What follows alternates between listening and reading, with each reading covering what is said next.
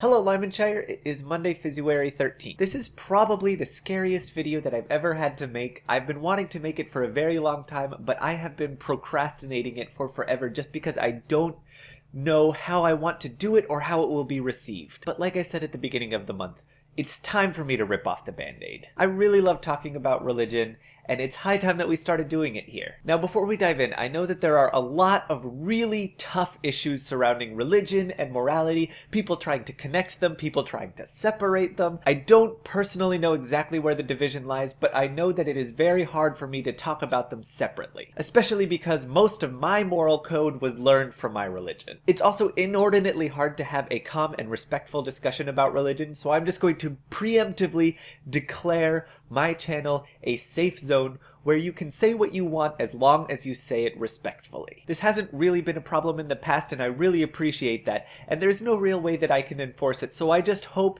that everybody who watches my videos can keep up the good work in that regard. However, if you see a comment that doesn't seem to contribute to constructive dialogue, the best thing that you can do is ignore it. I've been on the internet long enough to know that if you see a comment that looks objectionable, the best thing you can do is let it be. So that's what I do. If I see a threat of negative reaction, I honestly just won't respond. But with that out of the way, I guess it's time to get on to the content of this video. And I really don't know where I want to start, so I guess I'll just tell the story of my upbringing. I was born and baptized Catholic in the Diocese of Arlington in Northern Virginia, arguably the most conservative diocese in the entire country. However, I was raised in a family that's always abided by the quote that's often attributed to St. Francis of Assisi, which says, "Preach the gospel every day, and if necessary, use words." Basically, we try really hard not to shove our religion down people's throats and always just do it for our own good. And frankly, I really respect that, and I'm glad that I was brought up in that way. Anyway, Northern Virginia was also where I received my first communion and began the first several years of my religious education. In 2001, when I was about 12 years old, we moved to Tennessee, the Diocese of Knoxville, which is one of the smallest dioceses in the country,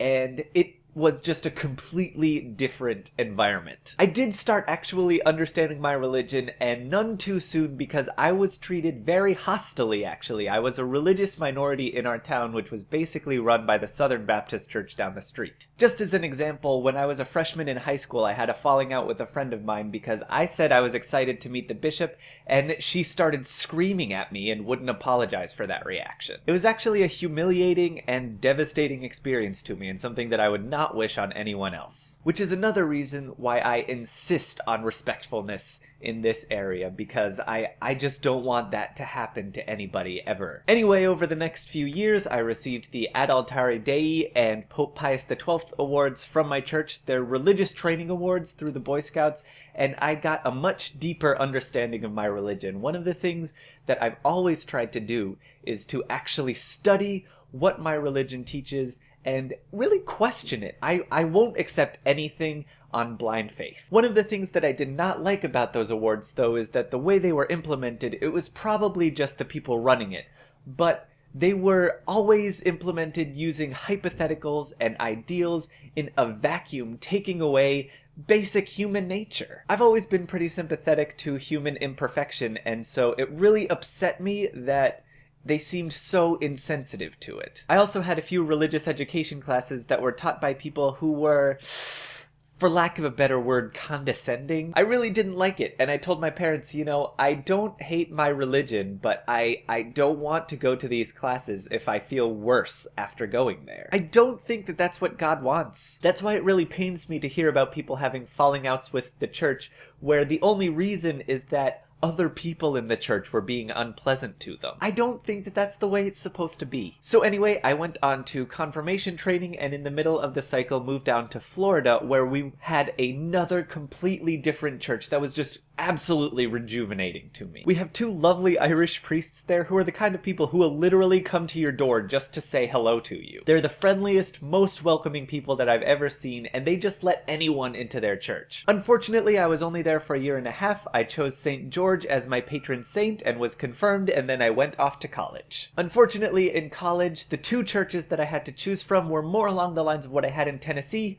than what I had in Florida, and I just didn't want to revisit that again. So I stopped going to church for 4 years. Oddly enough, I did find a wonderful book courtesy of, believe it or not, Stephen Colbert, called The Jesuit Guide to Almost Everything that completely renewed everything that I had felt about my religion and really brought me back to it. Ignatian spirituality is a thing that I really want to talk about, but I can't do it in this video because it's already too long. So now I'm in Korea and I still don't go to church, mostly because of the language barrier and also because I've heard horror stories of people getting roped into teaching English for free, and that's just not something I want to deal with right now. So that brings us to today, and now that I've basically bared my soul for you, I hope that we have a very trusting and open ground to start a discussion about religion. Your K-pop song of the day is a song by a group that doesn't seem to be able to put out anything except for desperately tragic love songs. It's Will Think of You by Davichi. And I finished this video just in time. I have 7 seconds on my camera. I will see you guys tomorrow.